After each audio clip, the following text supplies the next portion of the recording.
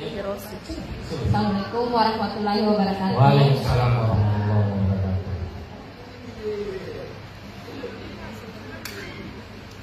Perkenalkan, nama saya Ibu Rosnening Juanda. Alhamdulillah saya dikaruniai anak 3. Satu di sana namanya Hikaru, ini namanya Hiroshi, namanya Hiromi. Wow, nama Jepang ya? Nama Jepang semua. Ya, mungkin apa ya? Kalau mengingat beberapa 1 tahun yang lalu pada saat anak kami Arya Hiromi ini divonis jantung sama dokter, saya tidak tahu mau bilang apa karena pada saat itu akhir bulan Desember 2022 tiba-tiba pada saat itu dia masih umur 3 tahun. Pada saat kita tahu umur 3 tahun itu masa-masa aktif anak-anak, tiba-tiba dia ngedrop, sesak nafas dan dilarikan ke rumah sakit.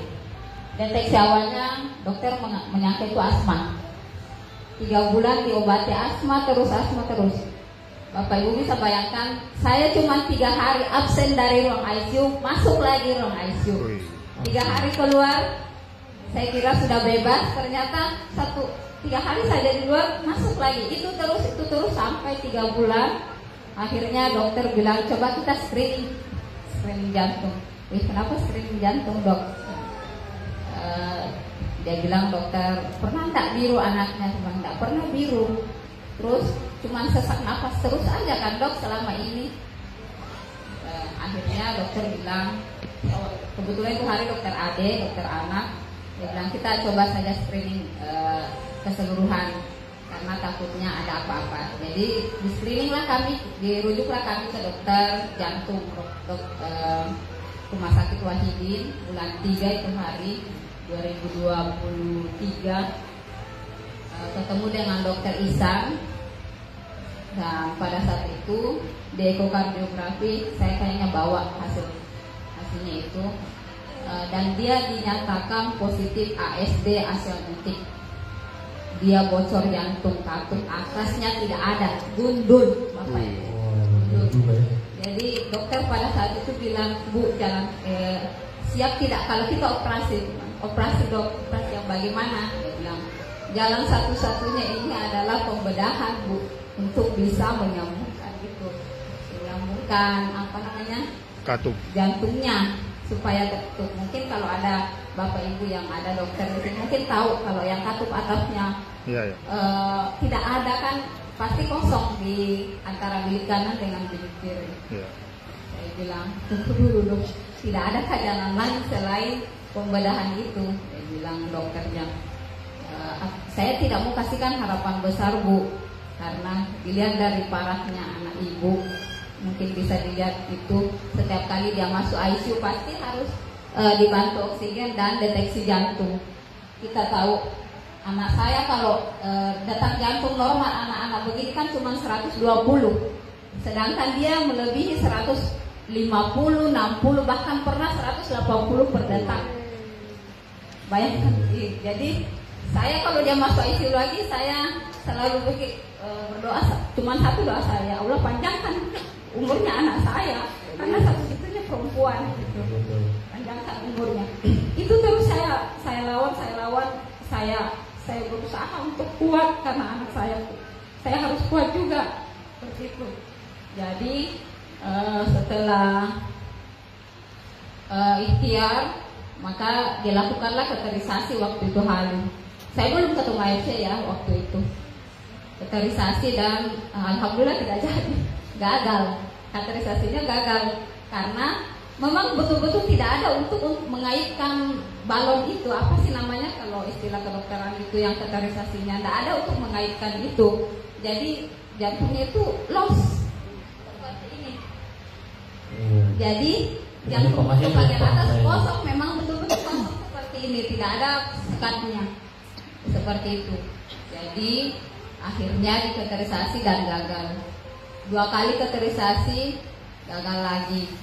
3 kali tim dokter dari Jakarta, harapan kita pun lakukan, padahal itu sudah tim ahlinya, dokter dari Jakarta tetap tidak bisa. Akhirnya ketemu Alhamdulillah saya dipertemukan dengan Ibu Husniar. Kebetulan Ibu Husniar adalah Ibu Husniar adalah senior saya di Guru Bahasa Indonesia. Di situ mungkin di situ jalannya dia perkenalkanlah dengan produk AFV ini. Mana amenya tadi Ami? Subsubarasi itu hari. Awalnya saya minum belum ada perubahannya 1 bulan. Saya belum ngeh perubahannya, belum ngeh.